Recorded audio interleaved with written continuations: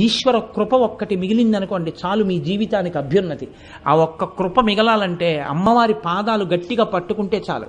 ఒక్కొక్కసారి భగవంతుని చేష్టితం ఎలా ఉంటుందంటే పైకి చాలా కష్టంలా కనపడుతుంది, కానీ ఆవిడ కష్ట రూపంలో చిన్న కష్టం ఇచ్చి పెద్ద సుఖాన్ని ఇస్తుంది. మనకి తెలియదు ఆ విషయాలు.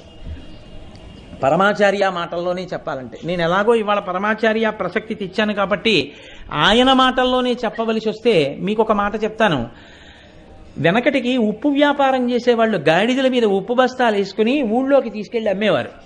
ఒకానొకప్పుడు ఉప్పు అమ్మే వ్యాపారులు గాడిదల మీద ఉప్పు బస్తాలన్నీ వేసుకుని అరణ్యంలోంచి వెడుతున్నారు. దొంగలు చూశారు, వీళ్ళు ఉప్పు బస్తాలన్నీ పట్టుకెడుతున్నారా, ఉప్పు బస్తా అంటే చాలా బరువు, ఆ ఉప్పు పట్టుకెడుతున్నారు, వీళ్ళు ఉప్పు అమ్మి మళ్ళీ వస్తారు.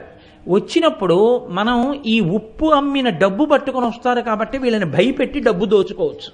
కాబట్టి ఇవాళ వెడుతున్నారు కాబట్టి ఓ 2 రోజుల్లో ఉప్పు అమ్ముకుని వస్తారు.